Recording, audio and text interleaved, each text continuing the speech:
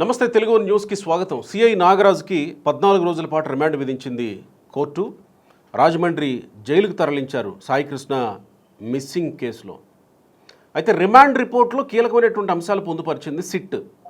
ఈ రిమాండ్ రిపోర్ట్లో పొందుపరిచిన అంశాలు దర్యాప్తు ముందు కీలకమయ్యే అవకాశం ఉంది. జడ్జి రామకృష్ణ గారు జాయిన్ అవుతున్నారు మనతో. రామకృష్ణ గారు, వెల్కమ్ సార్. నమస్కారం గోపి గారు. నమస్తే అండి. నిన్న మాట్లాడాం మనం ఏం జరగబోతుంది, నెక్స్ట్ ఏంటి అని. ఏవైతే బయట ప్రచారంలో ఉన్నాయో, నిన్న మనం ఏవైతే మాట్లాడామో అవే అంశాలు ఈరోజు సిట్ రిమాండ్ రిపోర్ట్లో పొందుపరుస్తూ వచ్చింది.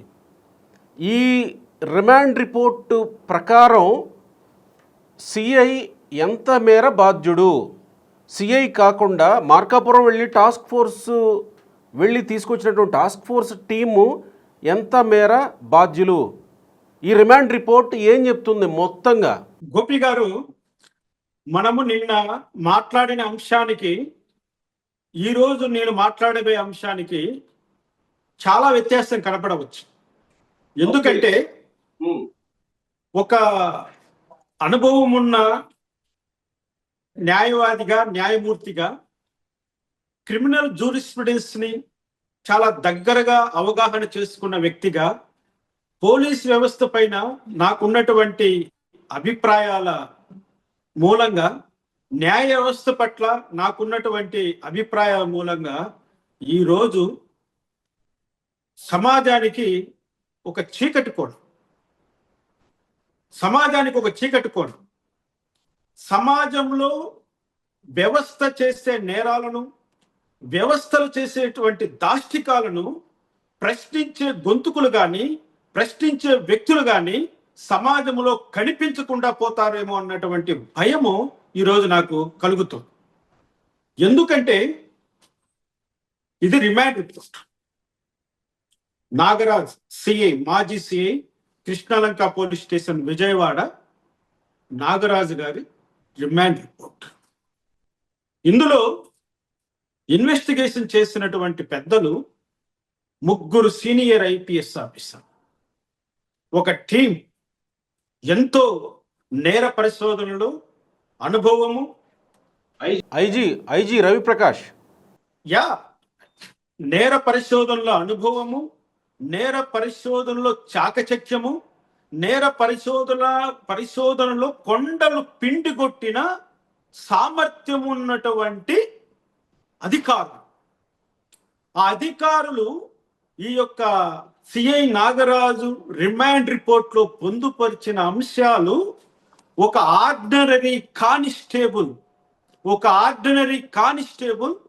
చేసినట్లుగా ఉంది, కానీ ఒక ఐపీఎస్ సీనియర్లు చేసినట్లుగా ఈ రిమాండ్ రిపోర్ట్ లో లేదు. గోపిక చాలా పెద్ద కామెంట్ చేశారు రామకృష్ణ గారు మీరు. ఎస్, ఎందుకంటే ఒక ముద్దాయిని అరెస్ట్ చేశారు అంటే ఆ ముద్దాయిని అరెస్ట్ చేయడానికి తగినంత సాక్ష్యాధారాలు కూడా ఉండాలి. మాజీ సిఐ నాగరాజును అరెస్ట్ చేసి రిమాండ్ పంపించడానికి తగినంత సాక్ష్యాధారాలు లేకుండా కేవలం సమాజంలో ఉన్న అలజడిని చల్లార్చడానికి, కేవలం ఒక సెన్సిటైజేషన్గా ఉన్నటువంటి ఒక కేసును క్లోజ్ చేయడం కోసం ఇటువంటి ప్రక్రియకు శ్రీకారం చుట్టడమే మనం చేసుకున్నటువంటి అతిపెద్ద దురదృష్టకరం. ఎందుకంటే గోపి గారు, ఒక వ్యక్తిని 5/6/2026 తన జ్యూరిడిక్షన్ కానటువంటి, తన జిల్లాకు సంబంధం లేనటువంటి ప్రాంతంలో కస్టడీలోకి తీసుకున్న తర్వాత కృష్ణలంక పోలీస్ స్టేషన్లో నిర్బంధించి ఎన్బిడబ్ల్యూ పెండింగ్ ఉన్నాయన్న అంశం మీద తీసుకొచ్చి చట్ట ప్రకారం 24 గంటల లోపల ఆ మెజిస్ట్రేట్ ముందర హాజరుపరచకుండా హింసించి లాకప్లో పెట్టి, వారి తల్లి వెళ్ళి నా బిడ్డను వదిలిపెట్టండి అని బ్రతిమాలితే ఆమెను బండబూతులు తిట్టి, తర్వాత ఆ తల్లి తన చెల్లెలైనటువంటి ఒక లాయర్ను తీసుకెళ్లి మళ్ళీ ప్రశ్నిస్తే ఆ లాయర్ను తిట్టి ఆ ముద్దాయి చంపేశాడు అనేది వీళ్ళు పెట్టినటువంటి సారాంశం. బాగుంది. మరి ఎటువంటి ఆధారము లేకుండా టాస్క్ ఫోర్స్ సంబంధించినటువంటి వ్యక్తులు సిపి గారి ఆధీనంలో ఉండే టాస్క్ ఫోర్స్ పోలీసులు మార్కాపురం వెళ్ళడం ఏంటి, మార్కాపురం నుంచి అతన్ని తీసుకురావడం ఏంటి, కృష్ణలంక పోలీస్ స్టేషన్లో పెట్టి చేతులు దులుపుకోవడం ఏంటి, వాళ్ళను సాక్షులుగా చేర్చడం ఏంటి? ఇక్కడ నాకు అర్థం కానిది అదే. ఒక్క మాట ఇక్కడ సిఐ ఆదేశాల మేరకు టాస్క్ ఫోర్స్ అక్కడికి వెళ్ళింది అని వింటున్నాం.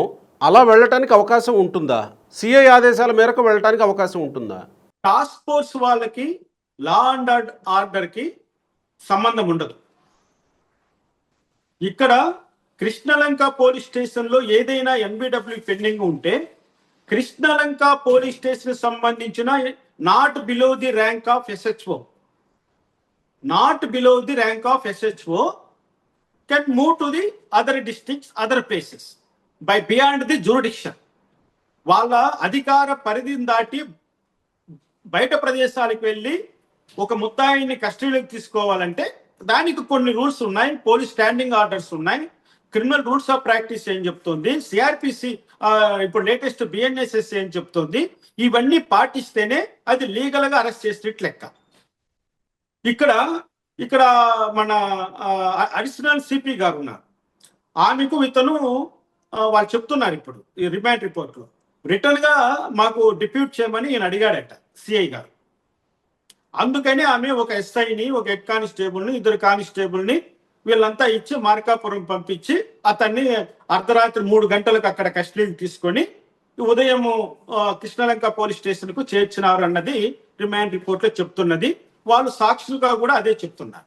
అది లీగల్ గానే జరిగినట్ట ఇక్కడే లీగలైజ్ చేశారు. ఎందుకంటే పోలీసు వాళ్ళు ఇన్వెస్టిగేషన్ కదా, పోలీసు వాళ్ళు చేతిలో ఉన్న పేపర్లు, పోలీసు వాళ్ళు నిజంగానే మార్కాపురం నుంచి అతన్ని తీసుకొచ్చింటే లీగల్ గా మార్కాపురం పోలీస్ స్టేషన్ లో కానీ మార్కాపురం మెజిస్ట్రేట్ దగ్గర కానీ ఎంట్రీ పడాలి. ఓకే, అతన్ని మేము అరెస్ట్ చేశామని అక్కడ పెట్టి ట్రాన్సిస్ట్ రిమాండ్ తీసుకోవాలి. లేదా కన్సర్న్ మార్కాపురం పోలీస్ స్టేషన్ లో ఉన్న మేము పలానా వాళ్ళ కోసం వచ్చి కస్టడీ తీసుకున్నామన్నా జీడీ ఎంట్రీ అయినా వేసి ఉండాలి. అదేది ఎక్కడ ఈ రిమాండ్ రిపోర్ట్ లో చూపించలేదు. అంటే పోలీసు వాళ్ళు ప్రొసీజర్ ఫాలో కాలేదు. సాయి కృష్ణను మార్కాపురం నుంచి ఇల్లీగల్ గానే 5/6/2026లో తీసుకొచ్చినట్లుగా నేను చెప్తున్నా. నాకు కన్ఫర్మ్ అయింది. యాజ్ ఏ జడ్జిగా, యాజ్ ఏ లీగల్ పర్సనల్ గా నేను ఖచ్చితంగా ఈ విషయాన్ని చెప్పగలను ఎక్కడైనా. అంటే ఇల్లీగల్ గా సాయి కృష్ణని తీసుకురావాల్సిన అవసరం సిఐకి ఏముంటుంది? ఇప్పుడు గోపి గారు ఎన్బిడబ్ల్యూ పెండింగ్ ఉంటే మెజిస్ట్రేట్ గారు కన్సర్న్ పోలీసుల పైన ఒత్తిడి చేస్తారు. ఏమండి ఎన్బిడబ్ల్యూ పెండింగ్ ఉంది, ముద్దాయిని పట్టుకురాండి అని చెప్తారు. ఓకే, అటువంటి క్రమంలో ఒకవేళ సిఐ నాగరాజు గారు ఈ ముద్దాయిని తీసుకురావాలి, కోర్టు ముందర హాజరుపరచాలి అని కోరిక ఉన్నవాడు మార్కాపురం నుంచి ముద్దాయిని తీసుకొచ్చిన వెంటనే 24 గంటల లోపల కోర్టు ముందు ప్రొడ్యూస్ చేయాలి కదా. వాళ్ళ మదర్ వచ్చి, మృతుడి తల్లి వచ్చి, అయ్యా నా కొడుకుని హింసించకండి, నా కొడుకుని వదిలిపెట్టండి అని బ్రతిమాలినప్పుడైనా వదిలిపెట్టాలి కదా, లేదా కోర్టులో ఉన్న ప్రొడ్యూస్ చేయాలి కదా.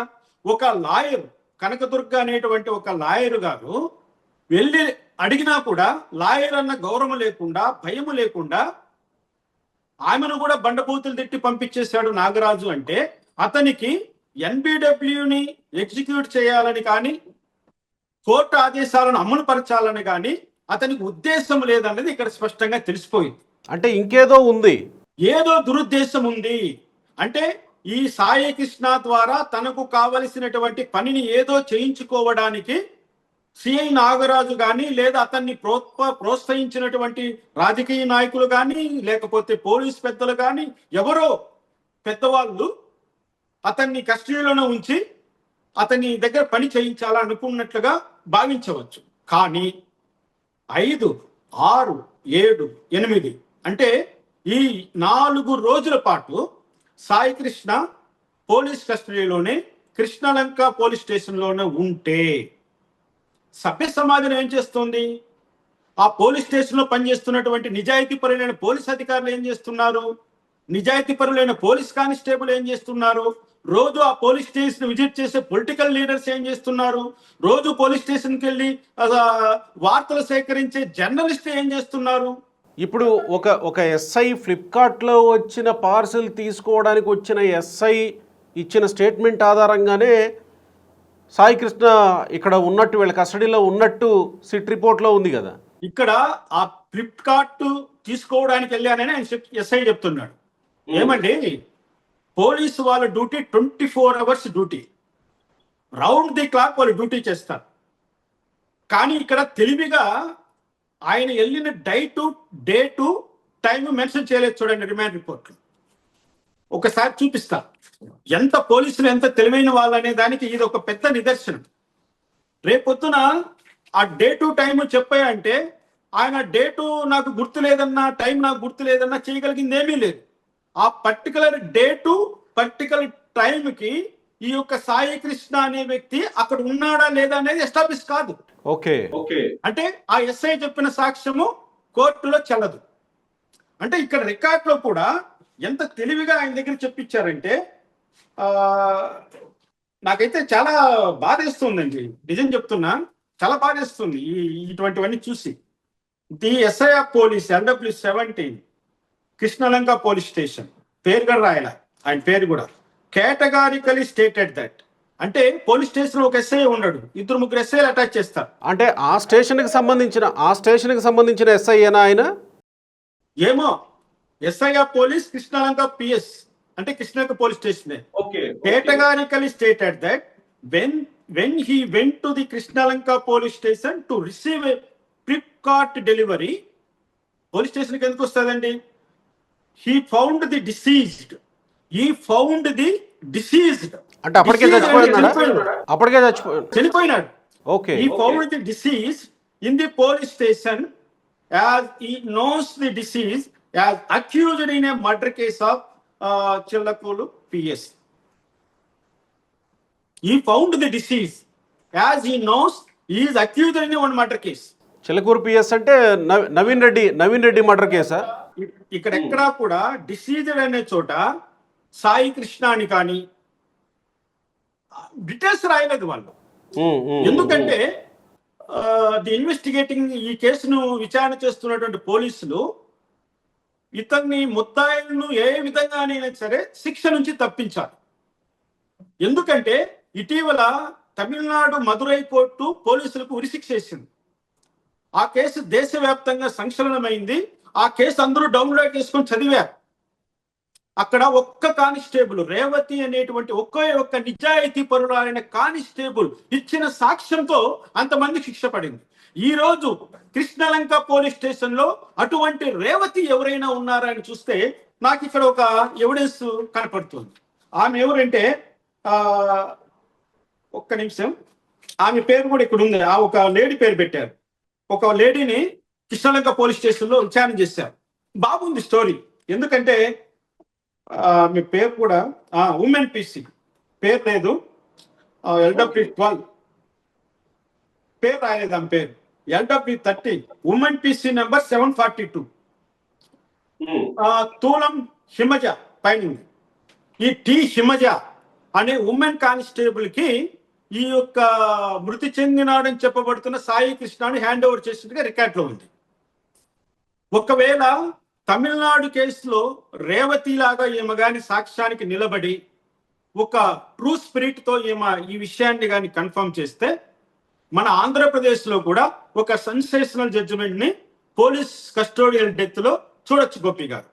కానీ ఇక్కడ నాకున్న అభ్యంతరం ఏంటంటే 3 సీనియర్ IPS ఆఫీసర్లు కలిసి ఒక కేసుని విచారణ చేసేటప్పుడు ఎటువంటి పదాలు వాడాలి, ఎటువంటి సర్కమ్స్టెన్సెస్ ని ఇన్కార్పొరేట్ చేయాలి, ఎటువంటి లాంగ్వేజ్ అంటే language means legal words, legal terminology, criminal terminology, ఆ యొక్క డెప్త్ ఆఫ్ ది ఇన్వెస్టిగేషన్స్ ఇక్కడ కనపడట్లేదు.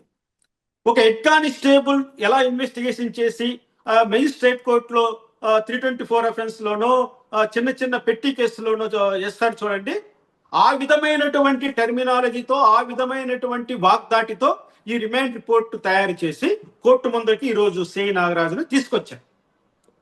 కోర్టు అభ్యంతరం చెప్పింది, శవము లేకుండా ఎలా మీరు 103ని ఇన్కార్పొరేట్ చేస్తారు అని కోర్టు స్ట్రైట్ గా ప్రశ్నించింది ఇన్వెస్టిగేటింగ్ ఆఫీసర్స్ని. వాళ్ళ నుంచి సరైనటువంటి సమాధానం లేదు. నేనేమనుకున్నానంటే నిన్న మాట్లాడిన అంశంలో శవము లేకపోయినా సరే ఒక వ్యక్తిని రిమాండ్ చేయొచ్చా అని మీరు అడిగినప్పుడు చేయొచ్చు అన్నాను. ఎందుకు చేయొచ్చు అన్నానంటే అతన్ని పోలీసులు విచారిస్తున్నారు ఆ టయానికి.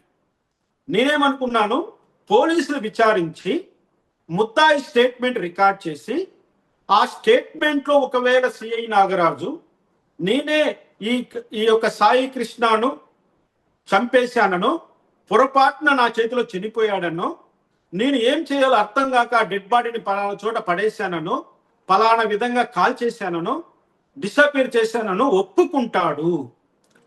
ఆ ఒప్పుకున్న భాగాన్ని ఇన్కల్పరేటరీ స్టేట్మెంట్ గా కోర్టు ట్రీట్ చేసి ఆ ముద్దాయిని రిమాండ్ చేయొచ్చు, శిక్షణ వేయొచ్చు. అది జరగలేదు గోపి గారు. అసలు విచారణలో ఏం జరిగిందో, పోలీసులు ఏ క్వశ్చన్లు అడిగారు, అతను ఏమి సమాధానం చెప్పాడో అది రిటర్న్ గా రాశారా లేదా, ఏది కూడా రిమాండ్ రిపోర్ట్ లో లేదు.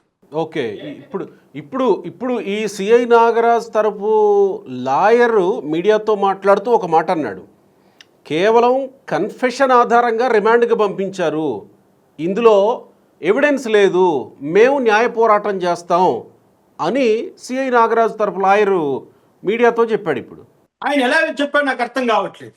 ఇందులో ఎక్కడా కూడా ఇన్వెస్టిగేటింగ్ ఆఫీసర్ ముద్దాయి నాగరాజు దగ్గర నుంచి స్టేట్మెంట్ రికార్డ్ చేశాడన్న అంశం ఎక్కడా లేదు. ఏమో సేమ్ ఆయన చెప్పిన పదాలు ఇవే, కన్ఫెషన్ ఆధారంగా మాత్రమే రిమాండ్కి పంపించారు అని అంటారు. అసలు మరి ఆ విషయం ఎక్కడ రిమాండ్ రిపోర్ట్ చెప్పలేదు రిటర్న్ గా. అంటే కన్ఫెషన్ స్టేట్మెంట్ రికార్డ్ చేశాడని నాగరాజు తరపున లాయర్ చెప్పాడా? నాగరాజు తరపు లాయర్ చెప్తున్నాడు. నేను ఆయన ఒక బిట్టు చూశాను, మేము లీగల్ బ్యాటిల్ చేస్తామన్నారు. ఎవరి తరపునైనా, ఏ ముద్దాయి తరపునైనా ఎవరైనా లీగల్ బ్యాటిల్ చేయొచ్చు. మరి మీకు వినిపిస్తాను నాగరాజు తరపు లాయర్ ఏం మాట్లాడాడో. ఒకే ఒక్క మాట. రిమాండ్ ఇచ్చారు. ఈ కేసు దర్యాప్తులో ఉంది కాబట్టి మేము ఎక్కువ ఏం మాట్లాడదలుచుకోలేదు. మేము ఈ విషయం మీద న్యాయ పోరాటం చేస్తాము. నాగరాజు గారిని మాత్రం ఫాల్స్ గా ఇంప్లికేట్ చేశారు ఈ కేసు. రిమాండ్ రిపోర్టు పూర్తిగా లేదని వాళ్ళు 17 మంది సాక్షులు మాత్రం విచారించారు. చూస్తాం. రామకృష్ణ గారు, ఫాల్స్గా ఇంప్లికేట్ చేశారు ఈ కేసుని అనేది ఒక మాట, ఆయన లాయర్ చెప్తున్నది పరిశీలిస్తున్నాం. ఎప్పుడు బెయిల్ పిటిషన్ మూవ్ చేయాలనేది కూడా మేము పరిశీలిస్తాము. ఎప్పుడు బెయిల్ పిటిషన్ మూవ్ చేయాలో పరిశీలిస్తున్నాం అని అంటున్నాడు. తగిన సమయంలో మేము మూవ్ చేసాము. కన్ఫెషన్ కంప్లైంట్ ఓన్లీ ఇదేనా కన్ఫెషన్ మీదే ఈ కేసు నమోదు చేశారండి. సరైన సాక్ష్యాధారం లేకపోయినా ఈ ఫాల్స్ ఈ కేసులు ఇంప్లికేట్ చేశారు. సరైన సాక్ష్యాధారాలు లేకపోయినా కేవలం కన్ఫెషన్ ఆధారంగా ఈ కేసుని బిల్డ్ చేశారు అన్నట్టు ఆయన చెప్తున్నాడు. ఎస్, దానికి నేను చెప్పేది ఏంటంటే the accused has not been cooperating with the investigation and despite sustained interrogation has not disclosed the material facts within his special knowledge regarding the whereabouts of the deceased, the disposal of the dead body and the circumstances leading to the disappearance of evidence. On the contrary, the accused has been giving evasive and non-committal answers, thereby hampering the progress of the investigation. Having regard to the gravity of the obligation, the nature of the evidence collected, the likelihood of interference with the investigation, and the necessity of securing the presence of the accused during the ongoing investigation, is a continued detention in judicial custody is necessary in the interest of justice and for ensuring a fair and impartial and effective investigation. This is the verdict incorporated in the remand report of the ex-CA Nagaraju Garu, where the confessional statement was recorded. ఇదే కదా అంటే case build చేసిన దీని గురించి అంటున్నట్ట ఆయన తరపు lawyer రిమాండ్కి పంపించిన దాని గురించి కన్ఫెషన్ ఆధారంగా అంటున్నట్ట. వాస్తవానికి లాయర్కు ఎటువంటి సమాచారం ముందుగా వచ్చిందో, పోలీస్ డిపార్ట్మెంట్ మొదటగా ఏం చేయాలనుకున్నారో ఓకే. రెండింటినీ కూడా చివరి నిమిషంలో మార్చేసినట్టుగా కనపడుతుంది. వాస్తవానికి నాగరాజు కన్ఫెషన్ స్టేట్మెంట్ రికార్డ్ చేయబడి ఉండవచ్చు. ఓకే. ఆ కన్ఫెషన్ స్టేట్మెంట్ ని ఈ రోజు పోలీసు వాళ్ళు దాచిపెట్టేసి ఉండవచ్చు, కోర్టు ముందుకు రానివ్వకుండా. ఓకే. కానీ నాగరాజు లాయర్కు ఈ విషయము అర్థమై ఉండవచ్చు. కన్ఫెషన్ స్టేట్మెంట్ రికార్డ్ చేశారని ఆయన సంతకం పెట్టి ఉండవచ్చు ఆ పేపర్లో. ఓకే. కాబట్టి ముద్దాయి నాగరాజు సంతకం లేకుండా, ముద్దాయి నాగరాజు తరపు లాయర్ సమక్షంలో కాకుండా ఇంటరాగేషన్ చేసినటువంటి ఆ యొక్క మొత్తం ఎపిసోడ్ ని పోలీసులు సఫ్రెష్ చేసినట్లుగా నేను భావిస్తున్నా. ఈ రెండింటినీ కలిపి చూస్తే అంటే ఎందుకు చేస్తారు, ఎందుకు చేయాల్సిన అవసరం ఉంటుంది? ఇందులో ఏదో ఒక భయంకరమైనటువంటి కాన్స్పిరసీ ఉంది అన్నది ఇప్పుడు నాకు అర్థమవుతుంది. అతిపెద్ద కుట్ర ఉంది. ఇది కేవలం సాయికృష్ణ హత్యతో కాకుండా దాని వెనకాల ఏదో ఒక related high స్టేక్స్ some crores of rupees value ఉన్నటువంటి సమ్ నేరం ఏదో వెనకాల షాడోగా తిరుగుతోంది. ఒకవేళ సాయికృష్ణ ఉదాంతం వెలుగులోకి వస్తే దాన్ని ఎంట పెట్టుకొని చాలా విషయాలు వెలుగులోకి వచ్చేటువంటి అవకాశం ఉండి ఉండవచ్చు. అటువంటి విషయాలు అధికారంలో ఉన్నటువంటి పెద్దలకు కానీ, సమాజంలో పెద్దవాళ్ళుగా చలామైనటువంటి వ్యక్తులకు కానీ హానికరంగా ఉండవచ్చు. కాబట్టి అటువంటిది ఏది కూడా ప్రజల ముందరికి రానియకుండా పోలీసులు దాన్ని అలా తొక్కి పెట్టడానికి ఇటువంటి ప్రయత్నాలు చేస్తారన్నది ప్రజలకు అందరికీ తెలిసిన అంశమే. నేను గత నా ఎక్స్పీరియన్స్ లో ఎన్నో చూశాను. సీసీ ఫుటేజ్ మాయం చేయడం అనేది కూడా పెద్ద విషయమే కదా. ఆ విషయాన్ని కూడా రిమాండ్ రిపోర్ట్ లో పొందుపరిచారు కదా. సీసీ ఫుటేజ్ మాయం చేశారంటే ఖచ్చితంగా నేరాన్ని కప్పిపుచ్చాలనేటువంటి దురుద్దేశము ఆ వ్యక్తులకు ఉండి ఉండాలి. ఆ దురుద్దేశంతోనే మొదటి నుంచి వాళ్ళు పనిచేశారు. కాబట్టి 8వ తారీఖు నుంచి ఈ రోజు వరకు అన్ని కూడా మనం ఒక్కసారి సీక్వెన్స్ గా చూస్తే హైకోర్టు వాళ్ళు 15/6/2026 తేదీన హెబియస్ కార్పస్ పిటిషన్ లో అతన్ని మా ముందర ప్రవేశపెట్టండి అన్నప్పుడు హెబియస్ కార్పస్ పిటిషన్ ఒక్కటి గుర్తుపెట్టుకో గోపి, చెప్తున్నా ప్రజలందరికీ ఒకటే చెప్తున్నా. హెబియస్ కార్పస్ పిటిషన్స్ లో నాగరాజు ఒకటే కాదు party, the state government represented by its principal secretary of home department. దీని అర్థం ఏంటంటే మొత్తం ప్రభుత్వమని అక్కడ ముద్ద అంటే అక్కడ ఒక రెస్పాండెంట్ గా చూపించుంటారు హెబియస్ కార్పస్ లో. ఆ హెబియస్ కార్పస్ లో ప్రభుత్వమే ఆన్సరబుల్ చేసే విధంగా ఒక ఆన్సర్ చెప్పవలసినటువంటి ఒక ప్రిన్సిపల్ సెక్రటరీ ఉన్నప్పుడు ఆ ప్రిన్సిపల్ సెక్రటరీ తెలివి లేకుండా గుట్టిగా కోర్టు ముందర అతను ఎక్కడున్నాడో మాకు తెలియదు ఎతుకుతామని అబద్ధం చెప్తాడా? 8వ తారీఖునే ఆ సాయికృష్ణ అనేవాడు నో మోర్ అన్నప్పుడు వాళ్ళకి తెలిసినప్పుడు అందరికీ తెలుసు, సెంట్రీకి తెలుసు, కానిస్టేబుల్ తెలుసు, ఎస్ఐకి తెలుసు, హెడ్ కానిస్టేబుల్ తెలుసు, టాస్క్ ఫోర్స్ పోలీసులకు కూడా తెలుసు. అయినప్పటికీ అక్కడ ఎక్కడున్నాడో మాకు తెలియదంటూ కోర్టులో ఒక ప్రిన్సిపల్ సెక్రటరీ తరపున, ప్రభుత్వం తరపున కోర్టు ముందర మీరు ఆ విధమైన తప్పుడు వాదన వినిపించారు అంటే ఇక్కడ మొట్టమొదటి దోషి ప్రభుత్వం గాక సి నాగరాజు అవుతాడా? ఎంతటి దుర్మార్గము, ఎంతటి అంటే మీరు నాగరాజు పరిధిలోనే జరిగింది ఇది. సిఐ కింది స్థాయిలో జరిగినటువంటి వ్యవహారం అని మీరు అనుకోవట్లేదు ఈ తీరును బట్టి? ఎందుకు అనుకోవట్లేదంటే హెబియస్ కార్పస్ పిటిషన్ లేకపోయి ఉంటే ప్రభుత్వానికి తెలుసునో తెలియదో అని మనము సరిపెట్టుకోవచ్చు. హెబియస్ పిటిషన్ 14/5/2026 కోర్టు ముందరికి వచ్చింది వెకేషన్ బెంచ్ లో. చూడండి, అక్కడ కోర్టు పలానా వ్యక్తిని పలానా రోజు లోపల మాకు 15వ తారీఖు లోపల ప్రొడ్యూస్ చేయమని ఆర్డర్ వేసింది. ఆ 15వ తారీఖున పబ్లిక్ ప్రాసిక్యూటరు గవర్నమెంట్ జీపీను కోర్టు ముందర నిలబడి ప్రభుత్వం తరపున ఆన్సర్ చేశారు. అతను మా కస్టడీలో లేరు, ఎక్కడున్నారో తెలియదు, మేము అరెస్ట్ చేయలేదు అంటూ తప్పుడు సమాచారాన్ని హైకోర్టు ముందర పెట్టింది ప్రభుత్వం. అంటే అటు ఎంట్రీ ఉంది. అంటే సిఐ నాగరాజు ఆ డిప్యూటీ కమిషనర్ అయినటువంటి లేడీ ఆఫీసర్కి రిటర్న్ రిక్వెస్ట్ ఇచ్చాడట, మేము పలానా వాళ్ళని అరెస్ట్ చేయాలి, మాకు పోస్ట్ని ఇవ్వండి అని. అది కూడా తప్పుడు డాక్యుమెంటే నేను చెప్తున్నా. ఎందుకంటే అటువంటి ప్రొసీజర్ పోలీస్ మాన్యువల్లో లేదు. వాళ్ళు ఏదైనా ఇంటర్ స్టేట్ కానీ ఇంటర్ డిస్ట్రిక్ట్ కానీ వెళ్ళేటప్పుడు డిఎస్పీ దగ్గర నుంచి పర్మిషన్ తీసుకుంటారు, పాస్పోర్ట్ అంటారు దాన్ని. ఆ పాస్పోర్ట్ తీసుకొని వెళ్ళి అరెస్ట్ చేసి తీసుకొస్తారు. వాళ్ళకు పోలీస్ వెహికల్ కూడా అలాట్ చేయలేదట. టాస్క్ ఫోర్స్ పోలీసులు వెళ్ళడానికి పోలీస్ వెహికల్ కూడా అలాట్ కాలేదు. మరి వాళ్ళు ఏ వెహికల్ లో వెళ్ళారు, ఆ వెహికల్ డీజిల్ ఎవరు పట్టించారు, ఆ వెహికల్ సంబంధించిన బాడుగ ఎవరు కట్టారు, ఆ విధంగా వెళ్ళవలసిన అవసరం టాస్క్ ఫోర్స్ పోలీసులకి ఏమొచ్చింది? ఇవన్నీ కూడా అతి పెద్ద కాన్స్పిరసీ గోపి గారు. వాస్తవం చెప్తున్నాను.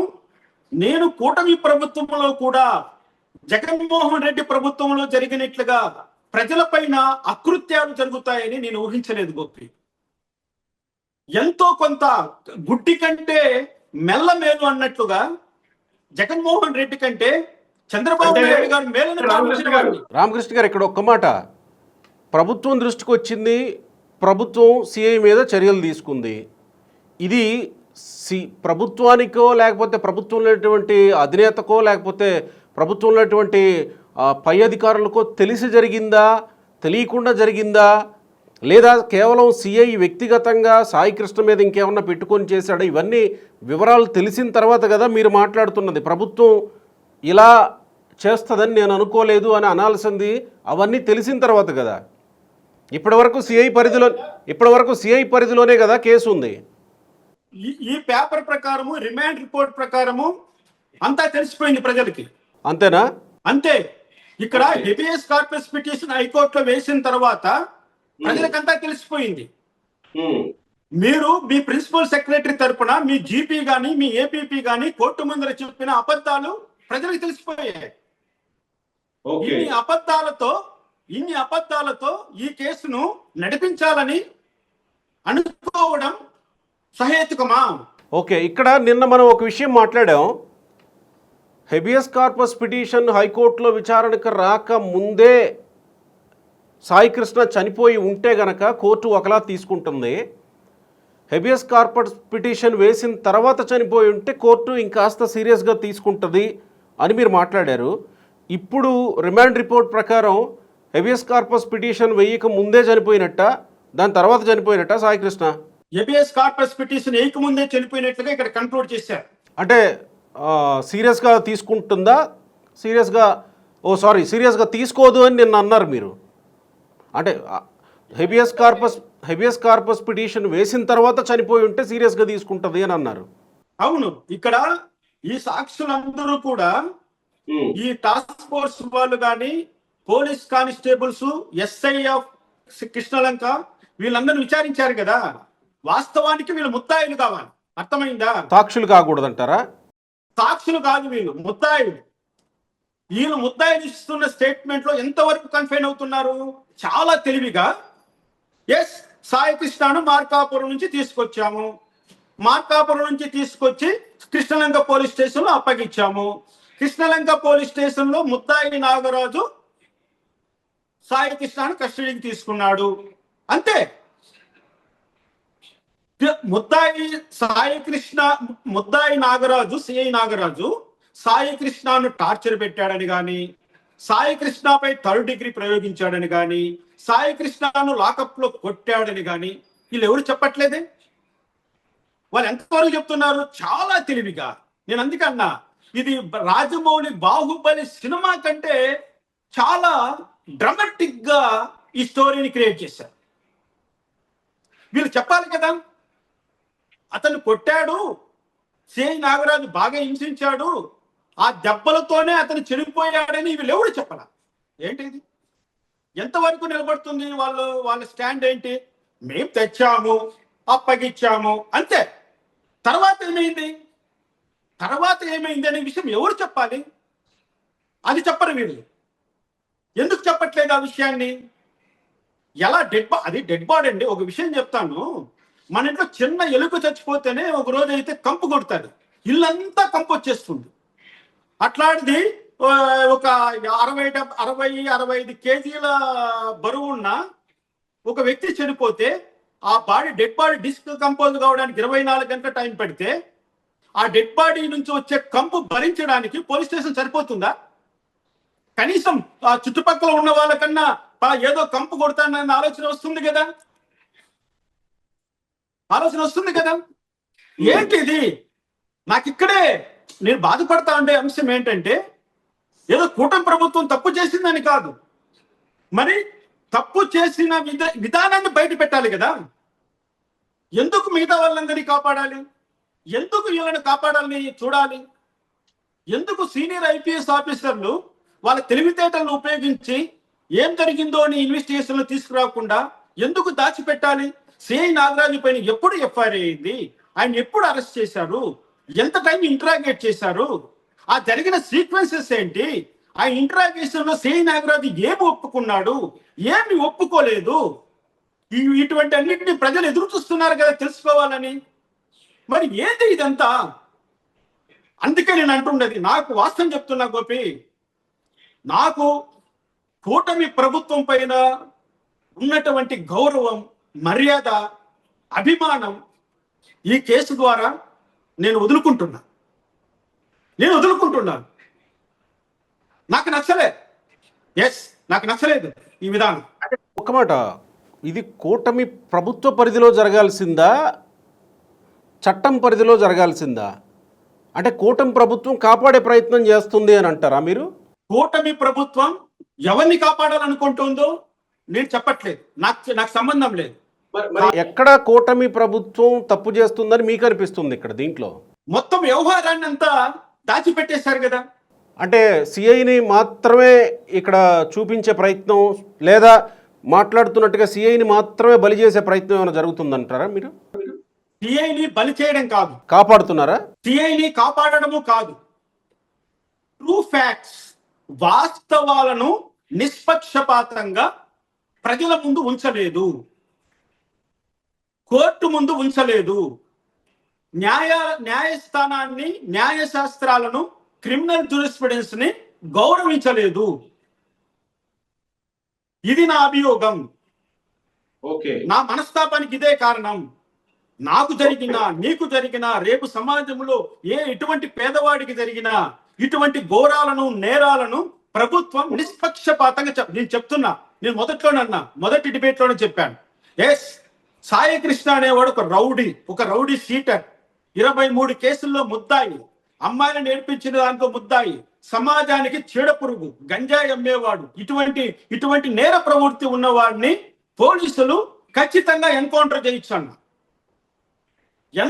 చేయొచ్చు అని చెప్పిన నేను ఎందుకన్నానంటే, ఆ మాట, ఎన్కౌంటర్ కి ఒక గౌరవం ఉంది.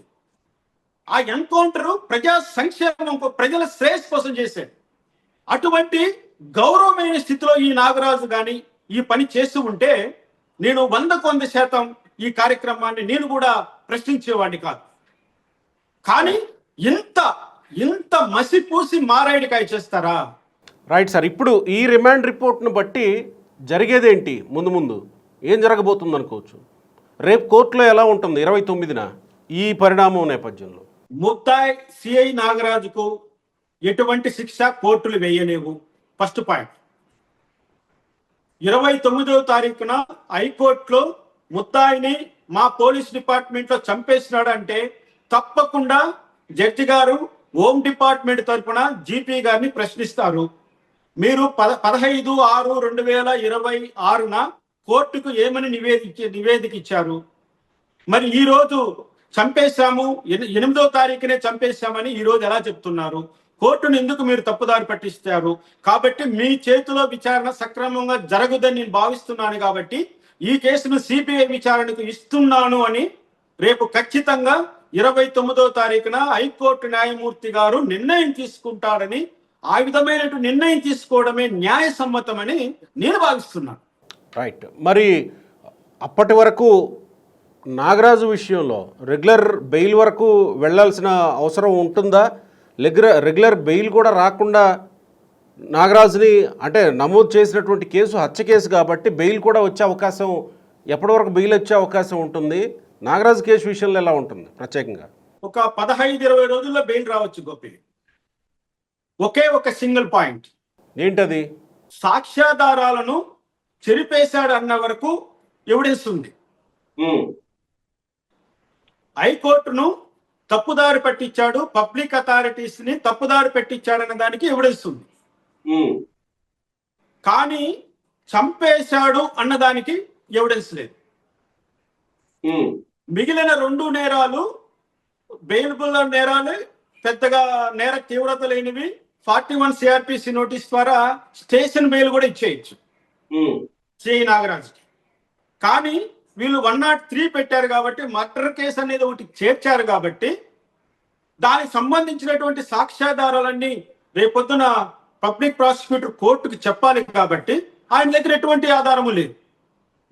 రేపు నా నాగరాజు తరపున లాయర్ గట్టిగా వాదిస్తారు, where is the dead body, at least కాల్చి చంపారనడానికి ఆనవాళ్ళు ఏమున్నాయి? ఒకవేళ చనిపోయాడని చెప్పడానికి ఐ విట్నెస్లు ఎవరున్నారు? అంతా ఈర్సే ఎవిడెన్సే.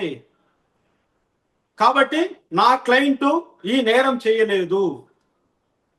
Your honour, may kindly grant bail to my client. Yes, enough. Judge గారికి కూడా ఈ కేసులో బెయిల్ ఇవ్వకుండా రిజెక్ట్ చేయడానికి గ్రౌండ్స్ లేవు. ఓకే, జడ్జి గారు కూడా డిస్మిస్ చేయడానికి ఏం గ్రౌండ్ రాయాలి? ప్రజలందరూ స్ట్రైక్ చేస్తున్నారు, చాలా గొడవలు జరుగుతున్నాయి కాబట్టి మోరల్ గా కన్విక్షన్ ఇస్తారా?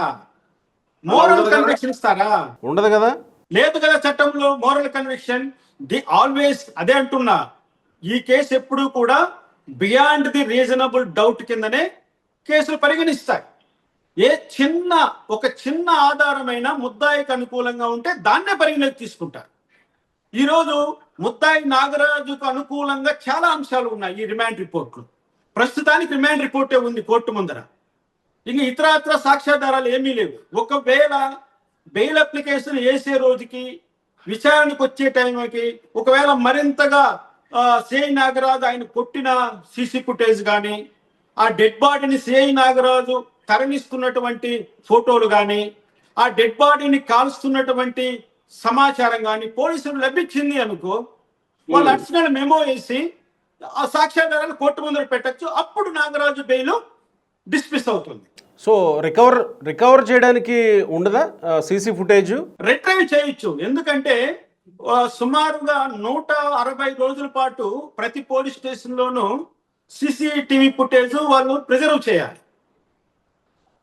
అంతేకాకుండా ఇంకా రిట్రైవ్ చేయడానికి కావలసినంత టెక్నాలజీ మన దగ్గర ఉంది. ఇక్కడ ఇంకో అంశం ఏంటంటే, సిఐ నాగరాజు సెల్ ఫోన్ చాలా కీలకం. సిఐ నాగరాజు 5/5/2026 నుంచి ఇప్పటి వరకు ఆయన ఎవరెవరితో సంభాషణ చేశాడు, ఏ మెసేజ్లు ఉన్నాయి, ఎటువంటి కమ్యూనికేషన్ చేశాడన్నది బయటకు వచ్చిందంటే ఈ కేసు టోటల్ గా సాల్వ్ అవుతుంది. ఓకే, అది ఎక్కడా కూడా రిమాండ్ రిపోర్ట్ లో అది కనబరచలేదు. ఆయన సెల్ ఫోన్ కూడా వీళ్ళు హ్యాండ్ ఓవర్ చేసుకున్నట్లుగా ఎక్కడా చెప్పలేదు ఇన్వెస్టిగేటింగ్ ఆఫీసర్. ముద్దాయి ఇల్లు సెర్చ్ చేశామని కూడా లేదు. ముద్దాయి నాగరాజు ఇంటిని కూడా సెర్చ్ చేయలేదు. వాళ్ళ ఫ్రెండ్ ఇంట్లో నుంచి ఆయన్ని తీసుకొచ్చింది, అదుపులోకి తీసుకుంది. ఫ్రెండ్ ఇంట్లో నుంచి తీసుకొచ్చిన ఫ్రెండ్ ముద్దాయిని దాచినట్లే కదా. ఎఫ్ఐఆర్ నమోదు కాబట్టి వ్యక్తిని మీ ఇంట్లో దాచిపెట్టినావంటే నువ్వు కూడా ముద్దాయి కదా. చాలా నిజం చెప్తున్నా గోపి, ఈ కేసు జై భీమ్ సినిమా దీని ముందర నిలబడదు. రైట్. ఇక్కడ మనం ఒక సినిమా తీయవచ్చు. మీ ఎండి గారు చెప్పి, ఆయన ప్రొడ్యూసర్ కదా, జై కసాయి ఇన్ ఆంధ్ర అని ఒక సినిమా తీయవచ్చు. జై కసాయి జై భీమ్ అనేది అక్కడ తమిళనాడు, జై కసాయి అని ఒక సినిమా తీయవచ్చు. రైట్, చూద్దాం నేను ఇమ్మంటే ఇస్తా. చూద్దాం సార్ ఏం డెవలప్మెంట్స్ వస్తాయో చూద్దాం. థ్యాంక్ యూ రామకృష్ణ గారు, థ్యాంక్ యూ.